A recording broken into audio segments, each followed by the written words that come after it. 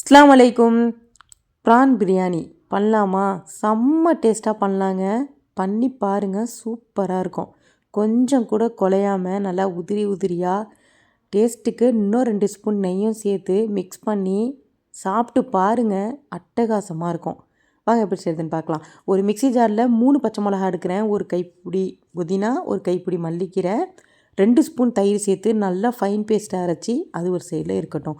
ஒரு பெரிய பாத்திரத்தில் 7 ஸ்பூன் எண்ணெய் சேர்க்குறேன். 3 பெரிய வெங்காயம் நல்லா கோல்டன் ப்ரௌன் கலர் வர வரைக்கும் பொரிச்சிடுங்க. பிரியாணிக்கு அதுதான் டேஸ்ட்டு. இந்த புதினாவோட ஃப்ளேவரில் ப்ரான் பிரியாணி சாப்பிட்றதுக்கு சூப்பராக இருக்கும். கண்டிப்பாக ட்ரை பண்ணி பாருங்கள். இப்போ இது நல்லா பொரிஞ்சிருச்சு. 2 தக்காளி, 3 பச்சை மிளகா சேர்க்குறேன். கொஞ்சம் உப்பு சேர்த்துக்கலாம், கொஞ்சம் மஞ்சத்தூள், 2.5 ஸ்பூன் இஞ்சி பூண்டு பேஸ்ட்டு சேர்க்குறேன்.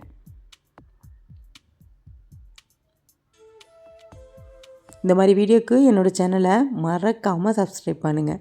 இந்த வீடியோ பிடிச்சிருந்தால் லைக் பண்ணுங்கள், ஷேர் பண்ணுங்கள். மறக்காமல் இந்த ப்ரான் பிரியாணியும் செஞ்சு பாருங்கள். இப்போ இது நல்லா பொரிஞ்சிருச்சு. இப்போ இதில் கொஞ்சம் 1 ஸ்பூன் மசாலாத்தூள் சேர்க்குறேன். பிரியாணி மசாலா 1 ஸ்பூன் சேர்க்குறேன், வீட்டிலே அரைச்ச பிரியாணி மசாலா.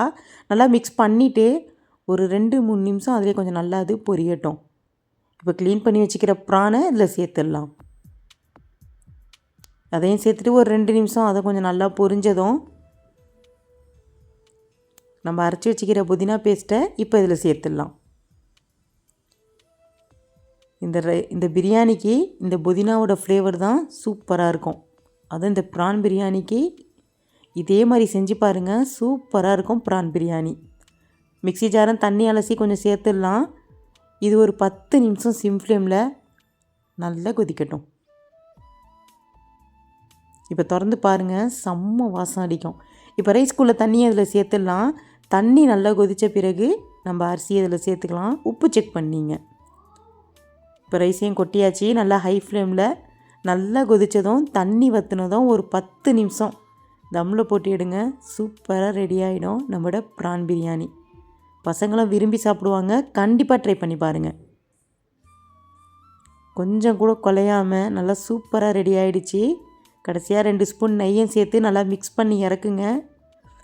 நல்லா கொதிக்க கொதிக்க ஆவி பறக்க ப்ரான் பிரியாணி ரெடி ஆகிடும்.